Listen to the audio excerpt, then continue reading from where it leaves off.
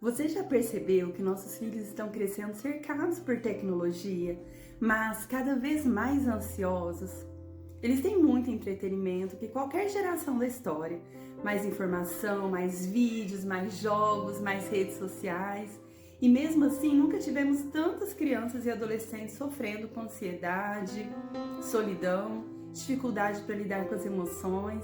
E a pergunta é: o que está acontecendo com a nossa infância? O que está acontecendo com nossos filhos? Talvez a resposta esteja dentro da nossa própria casa e na palma da mão do seu filho. E hoje eu quero te mostrar por que tantas crianças estão sofrendo emocionalmente. O que os algoritmos têm a ver com isso? E principalmente como nós pais podemos reconstruir aquilo que nenhuma tecnologia consegue oferecer. O vínculo, o afeto, porque no final deste vídeo você vai entender que o maior presente que um pai pode dar ao filho não cabe dentro de uma tela. Primeiro, vamos tentar entender uma palavra que ouvimos todos os dias: algoritmo. Parece complicado, né? Mas imagine uma pessoa que nunca dorme. Ela observa tudo o que seu filho faz. Quanto tempo ele ficou em um vídeo, quanta foto chamou atenção, qual foto chamou atenção, qual música ele ouviu, quais músicas ele mais ouve, qual jogo fez ele permanecer mais tempo.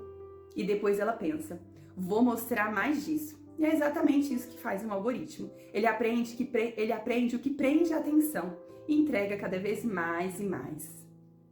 Mas ele não conhece seu filho, mas você conhece.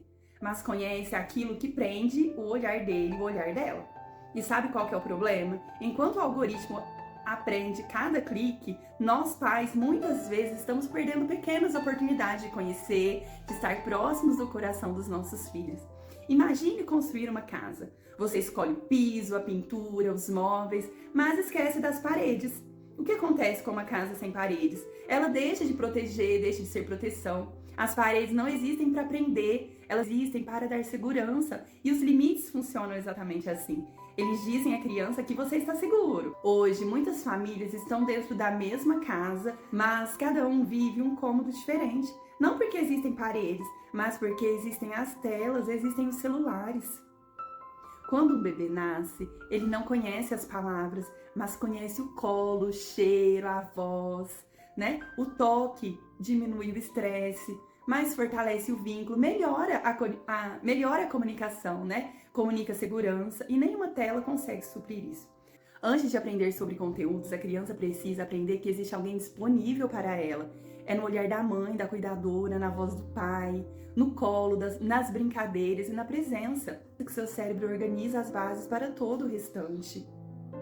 O conhecimento vem depois, a ação, o vínculo vem primeiro, porque o nosso cérebro foi criado para se desenvolver dentro das relações. Então, o primeiro aprendizado de uma criança não acontece na escola, acontece na relação com quem ela ama, se sente amada. Então, antes de aprender sobre o mundo, a criança precisa saber se ela é amada, se ela é vista, se ela é acolhida. Ela aprende primeiro a se sentir segura para depois existir. E é através do relacionamento, só depois disso, que ela consegue aprender o restante, aprender a matemática, né? Depois que ela aprende se o mundo é um lugar seguro. E é exatamente aqui que mora o perigo. Se a criança precisa dessa relação de afeto antes de aprender conteúdos, o que acontece quando as telas começam a ocupar o lugar das pessoas? Quando o algoritmo conhece mais o seu filho do que você conhece. O celular oferece estímulos infinitos, enquanto o relacionamento ele exige presença. Não estamos apenas disputando a atenção da criança, estamos disputando quem participa da construção da mente e da forma como ela enxerga o mundo. Quer ver como isso acontece na prática? Continua aqui comigo e se inscreve em nosso canal para entendermos melhor o que acontece por trás do comportamento do seu filho e da sua filha. Meninos e meninas são diferentes na forma de perceber o mundo. Meninas, né? Vamos falar um pouquinho das meninas. Muitas meninas passam horas vendo vidas aparentemente perfeitas, corpos perfeitos, rostos perfeitos, viagens perfeitas, amizades perfeitas. Sem perceber, surge aí uma comparação silenciosa. Será que eu sou bonito bastante? Será que gostam de mim? Será que eu pertenço àquele grupo, pertenço àquele lugar? Hoje a rejeição pode acontecer por causa de uma foto, em que ela ficou de fora, uma mensagem que ela foi ignorada, um grupo no qual ela foi excluída.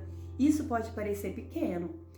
Pode parecer pequeno para um adulto, mas para um adolescente, isso não é pequeno, isso não é drama.